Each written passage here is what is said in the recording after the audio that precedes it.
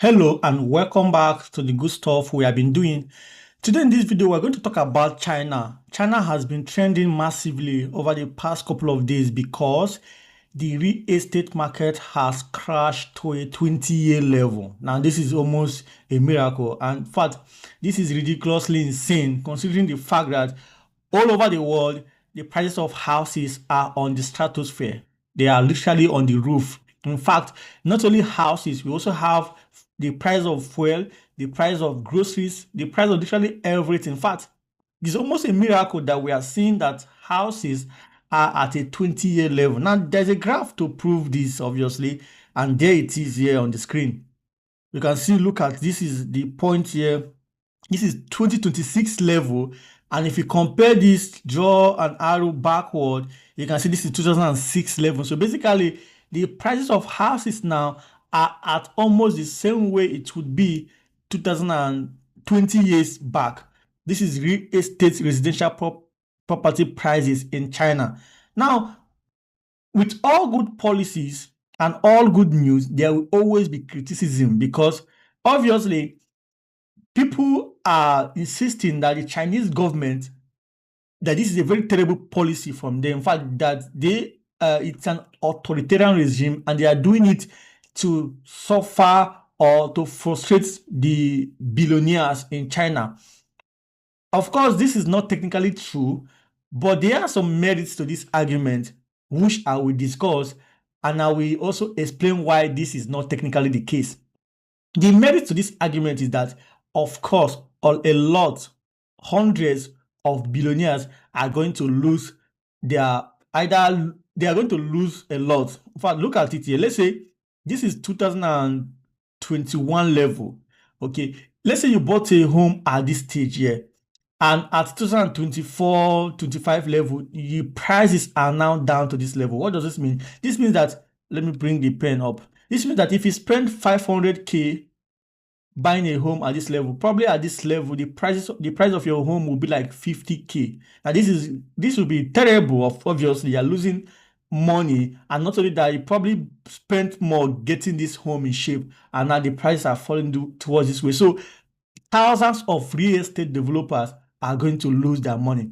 But so this is the merits to this argument that the Chinese government is basically pulling the real estate developers. But what are the merits to this argument? So the merits to this argument is that, for one, you have the millions of Chinese people who are literally on this bracket. At this stage, they can't even talk about affording a home. Neither can they meet up with the rent. At this stage, they probably can meet up with the rent, but not so much. Then at this stage, millions are going to be homeowners. So it is true that a few hundred are going to lose a lot of money from this policy. But then it is also true that millions of Chinese people at the same time are going to get access to homes, are going to become homeowners. And if you can't afford a home, at least at this rate, you can afford rent without going to a depressive state. Now, this comes to the quote by Thomas Sankara: is it champagne for a few or water for many? Would you rather have 5 people taking champagne and living the luxurious life, or would you have everyone drinking water but everybody is happy? Now, this is a question between socialism and capitalism. Capitalism attends to the few. Capitalism insists that we should have maybe 5 to 10 people who will have all the benefits of government bailout, grants, and all other incentives the government provide. These people will now conquer all of the industries available to the people and decide whatever amount they are going to pay the population. So in capitalist society, the government works for the corporations, while in socialist society, the government policies is always geared towards the people. So it is either we decide on the people or the corporate interests. So we decide on the people or corporate interests. And China has taken the route of the people, and this is why houses are this low. Of course, it's government intervention, the government that made the price of house to get to this level. Now, let us observe why this argument is false as well, because it's not something to dismiss. Yes, we can't dismiss it because every idea has to be debated because it looks too good. It looks like okay, Chinese government is bad. They're trying to go after a few, but if you examine it, you can see that it is still the same China. If houses are 50K level, it's not going to favor the Americans because Americans are not going there to go and buy homes except the few that want to. It's not going to favor the Indians. It's only going to favor the Chinese people there. So it's still, even though it's true that it's going to be at a discomfort of 5 to 10 or 100 Chinese people, it's still going to be at a benefit for millions or even hundreds of millions of Chinese people as well. So it's still a policy geared towards helping the Chinese. Now, but why is this a ridiculous policy? Well, everything happens at this stage here, though. I will explain. But at this, notice that there's a big steep on this part. Like this is the part where China joined the World Trade Organization. This is at this level. No, China was not part of the World Trade Organization initially. China was not among the nations in the World Trade Organization. They only got into late 2000s to 2005. This is when they finally became integrated. Now, at this stage, China was already an export economy. The export. The bulk of China's economy was on export. China was not an industrial powerhouse at this level here. So if you come here, you see that 2008 financial crisis really affected them. Not that it happened in China because it was probably the biggest hit nations were European nations. But then China being an export economy means that the Europeans who accounted for more than 50% of whatever China produced could not afford to buy the things the China got was producing at that level. So there's a big dip at this stage here, but then government intervened obviously. And this level here, this was when government poured in 4 trillion yuan. So 4 trillion yuan. Now, this money is meant to help cushion the effect of this financial crisis and also give banks to lend to the public, and most of them went into real estate. You can see this was the biggest peak for this at this stage. It was like the biggest because now look at the graph here. This is like the biggest at this stage here. A lot of people bought homes.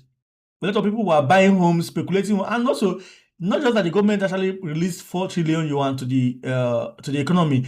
At this stage also, China was already industrializing rapidly, and the more you industrialize, the more people move from the rural communities to the cities as well. So this is it at this level here. Now, but then there's a dip here, of course.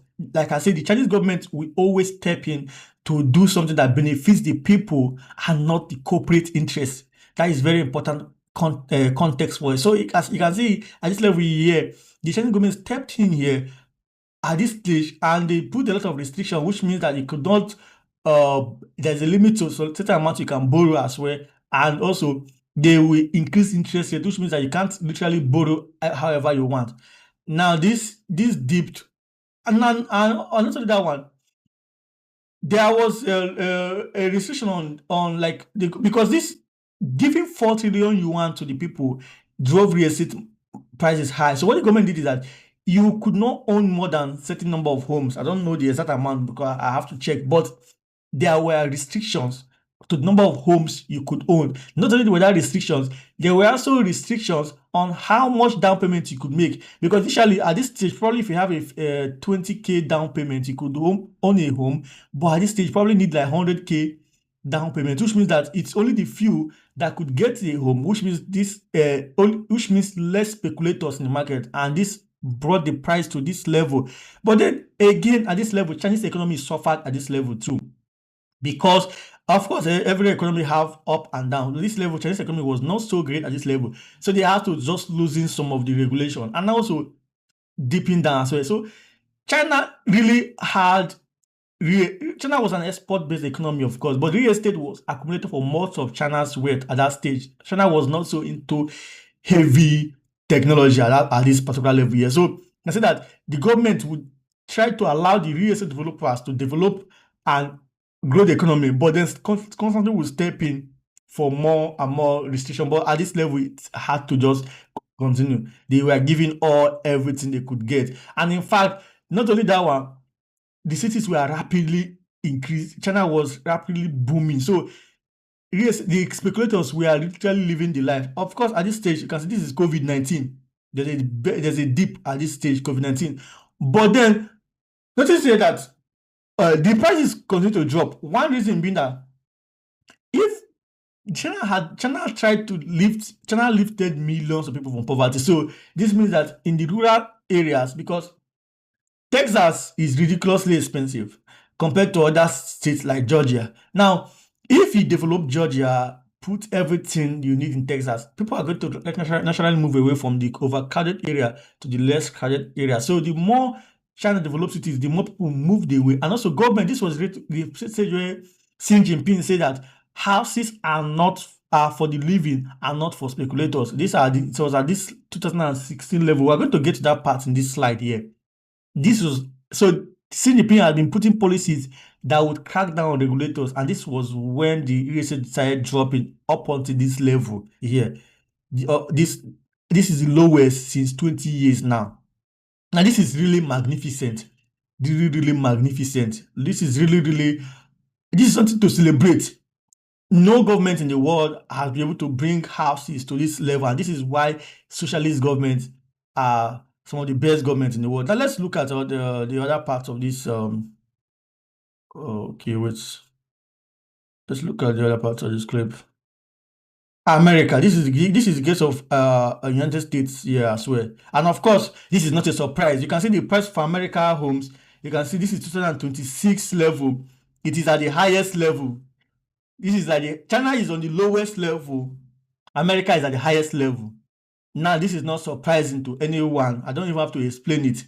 But let's look at this. This is where we got dot-com bubble. It has been increasing, but then something interesting is happening around this side. Look at this. This is the peak American period. This is after the Cold War era, and not only that, at this level here, this was when Wall Street. I think I wrote it down here, my phone. Let's see.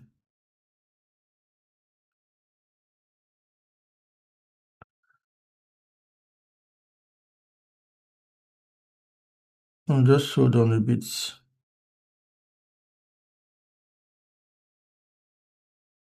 Yeah, Wall Street introduced a lot of let me write it. Backed securities. So Wall Street was creating a lot of this, and the speculation was so high. And this is not only for real estate, even for the banking sector. In fact, the 2008 financial crisis was caused because regulators captured American government. The corporations, the regulators had no power to regulate anything, and so this means the corporations were eating massively, and to the point that it was unsustainable. And this you can imagine that it was around this period. This should be 2008 period. Of course, there has been some crash a bit, but after this period, everything dipped to this level. So it was that financial crisis caused by greedy corporations that brought the real estate prices, and even after they have absorbed the shocks, everything skyrocketed again, because the corporations will never stop on their quest to conquer the globe. So everything continued until this stage here. Everything continued until this stage.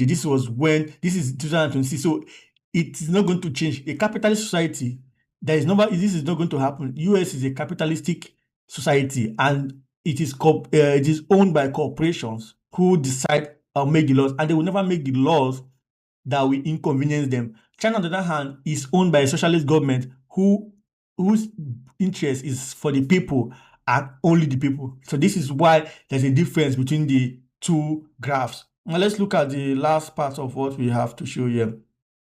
This is a quote by Xi Jinping, who's saying that,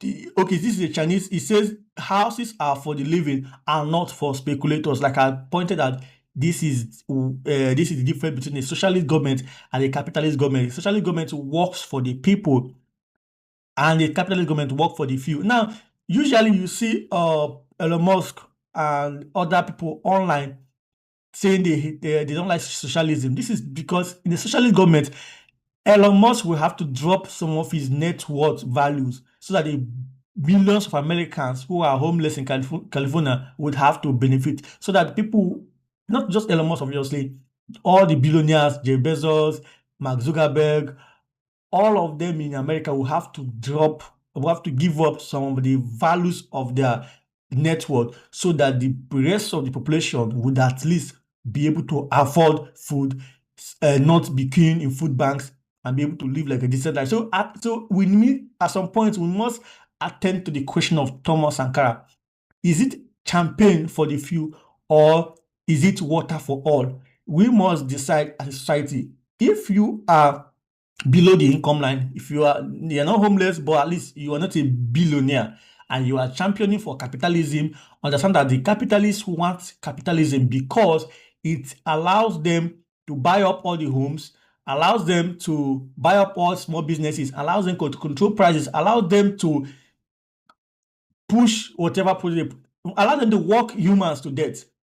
Why the socialists demand that everybody should have equal rights? So this is a win for a socialist. I made a post about it on my Twitter profile. People are going crazy about it, attacking the post and all that, and they are insisting that this is bad because Chinese government is going to force people out of their homes. This is not bad. This is good for millions of Chinese people. And no, the people did not grow. The billionaires did not grow the real estate economy. You can see the Chinese government dropped trillions of yuan, has consistently dropped money. Just like when they tell you that billionaires are growing the economy, no, the government drops money for them, for the economy to grow. And if it grows to a particular point that people cannot survive, it has to drop and correct itself. It's not a bad thing if people are living.